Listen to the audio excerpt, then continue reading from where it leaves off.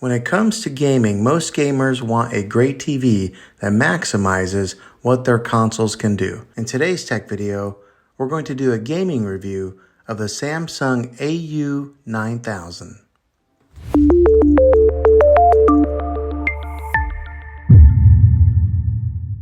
Now, the couple of game systems, the consoles that I own here in my house is my son owns a Nintendo Switch, and then I own a PlayStation 4. So that's what we hooked up to this thing here.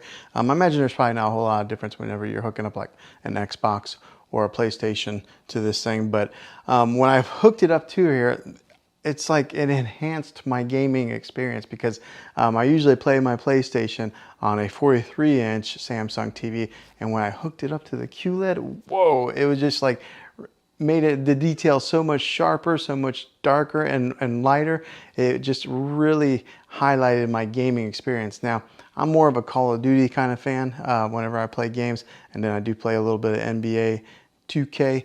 But when I hooked it up to this TV here when I was playing Call of Duty, like, along with my sound bar here, it was just like booming. I had to turn it down a few times because it got to be too loud. But I would turn out it was like an evening whenever I was playing the Call of Duty, and then the whites on here were very vibrant and white, and then the darks were very dark. So it was just an awesome experience of playing this, or playing games on this TV here. So if you're wondering if the gaming experience on this TV is worth it, it surely is. I mean, you can tell a huge difference between playing on a QLED TV than playing on maybe like a 4K or just a regular, smart TV like that. Now, seeing is believing, and it's going to be kind of hard to show you the exact specifics, but I'm going to show you gaming on this TV here. So I'm going to be putting in some footage of where I was playing some Call of Duty on this TV, so that way you can kind of get a visual of what it was like. Let's go ahead and put in that footage now.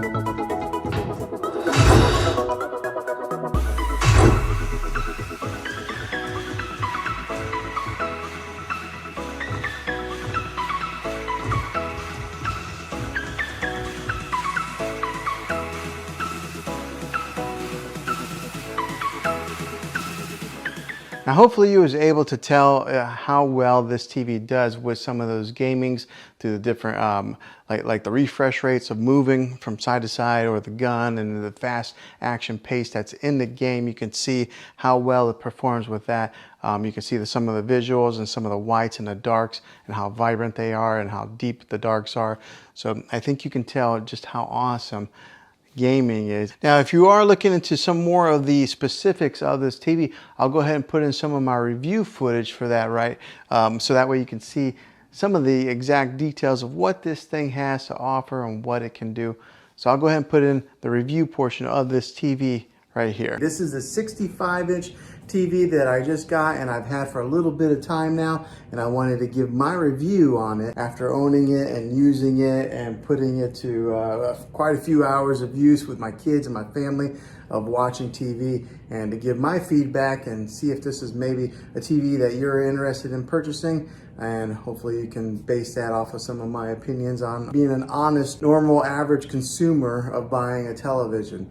Now, I don't work for Samsung. I'm not affiliated with them by any means. So what I'm telling you is all my honest opinion of owning this thing for a little bit of time now. So what I'll do is I'll talk about what I've learned from it, and then I'll talk about more of the in-depth specifics on this TV later on in the video. But as far as owning it for a few weeks now, it's been a great TV. The picture quality is awesome. I mean, like, really awesome. So I upgraded from a 4K UHD TV to this QLED 4K UHD. Also, it's just bigger. I had a 55 inch and I went bigger to 65. So I think a lot of times whenever we upgrade our televisions, we usually end up going bigger.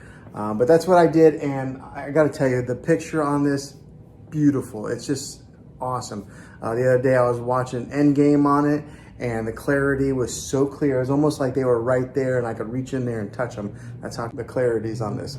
So like right now, I've got a background image on here. This is kind of like their screensavers that they have. Samsung has built in a ton of different kinds of screensavers that you can put on there. So instead of just having like a black picture, whenever you're not watching TV, you can have something that's pretty to look at just like this, and it stays on there for quite a long time. Now, one of the main reasons that I went with the QLED when I was shopping around for televisions, because I had it boiled down to two TVs. I was either going to get the Samsung QLED or I was going to get the LG OLED display, because I think that's what TVs are going to be going to in the future. So I wanted to make sure that I buy a TV that's going to last a while and it's going to be kind of future proof, because how often do you buy TVs for your main living room? Is, you know, every so many years. So I wanted to make sure that I got one that's going to last a while and it's going to be something that's going to be, you know, a good TV for years to come. But the reason that I went with this one, the QLED, was because when it comes to OLED and QLED, if you are in a room that has a lot of natural light, like for this room, for example, I've got a lot of windows over here. There's a couple windows over here.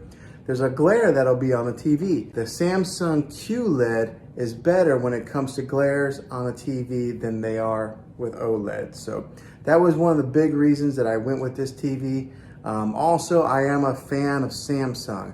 I've had a few TVs of theirs, and they've always lasted a long time, versus somebody who maybe had a Vizio or something like that. I had a buddy who had a Vizio and it lasted like a year and it broke on him. My Samsungs have always lasted quite a long time. So they're a trusted brand.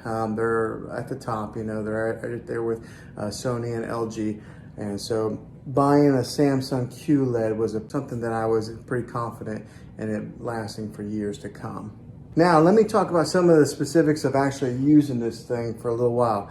This has what's called Bixby built into it, okay? And if anybody has a Samsung device, they're pretty familiar with what Bixby is. But if you're not, Bixby is kind of like Samsung's Siri, like Apple's Siri, or it's kind of like their Amazon Alexa, okay? It has Bixby built in it. So you can talk to this TV and turn it on with the Bixby command. You just say, hey, Bixby. But let me tell you, it's not that good yet, okay? Samsung has some work to do with that. I would have to say that Amazon's Alexa is the leader in the industry when it comes to artificial intelligence and talking with voice commands.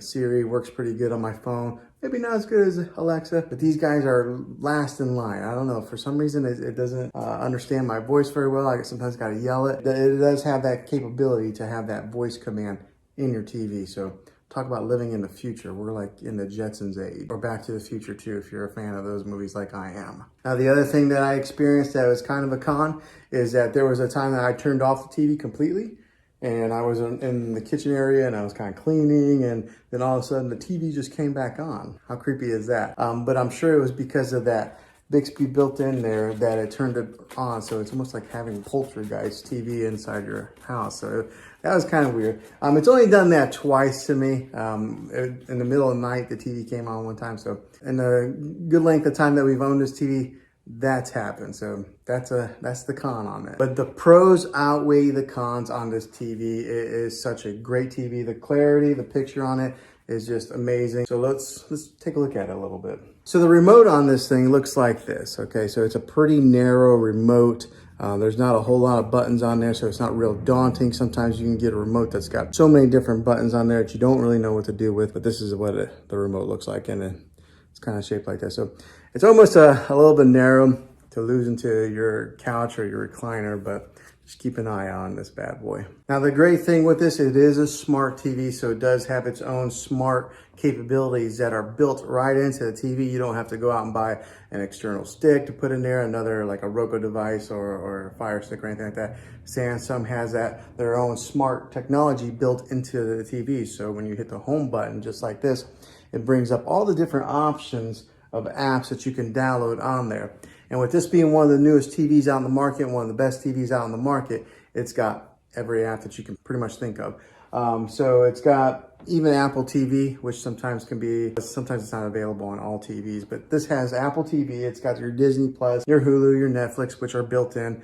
And then also on the remote, it's actually got Netflix right here. It's got Prime Video and Hulu as quick shortcuts that you can press, and it'll automatically launch those apps. And along with having all the different apps that you can download, it does have its own like TV platform. So we'll go right here, this little icon. So right there's Disney Plus, Spectrum.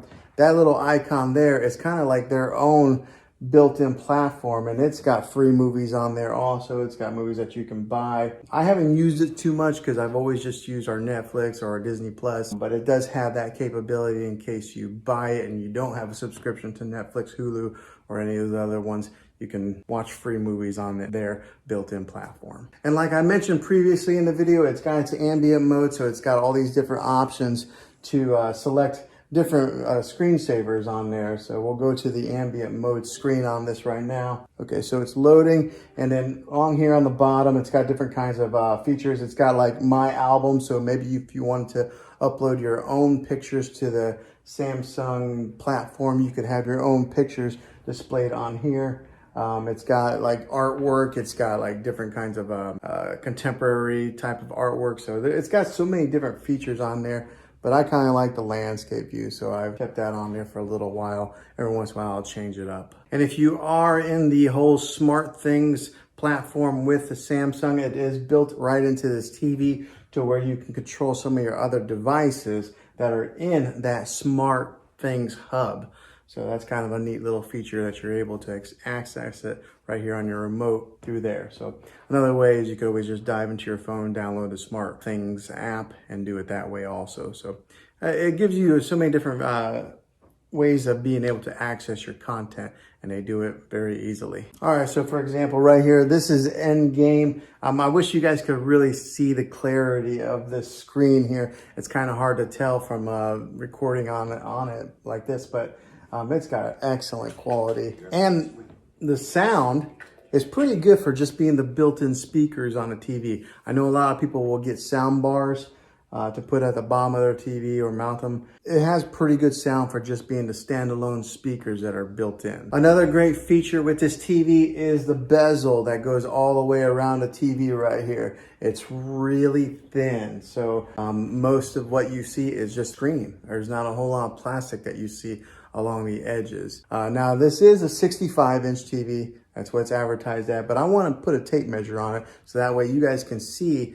exactly what the exact measurement is of screen real estate that you get. So whenever they say the inches of a TV, you always measure from angle to angle like that. You don't measure across or down. So we're gonna put a tape measure on this and see what it measures out to be. All right, so got a tape measure here. Let's measure it. Okay, so the actual measurement comes to be about 65 3/8. So that's they actually give you 3/8 of an inch extra. So that's pretty good. That's what that measures, the actual measurement of screen real estate on this TV. Now, so that's some of the specifics of being an honest user. Probably a lot of people who are going to watch this video are not really ones that need to dive so much into the technical part of the television. They just want to know some of the main user specifics. So that's what I've experienced so far. All right, so hopefully this helped you out in deciding if this was the TV for you. If it is, make sure you throw a thumbs up on this video if you enjoyed it, and go ahead and subscribe to my channel now. That way you can see all the tech videos that I'm making here in the next year to come, and I'd love to have you back in the next one as a subscriber. So thanks for watching this video, guys, and as always, be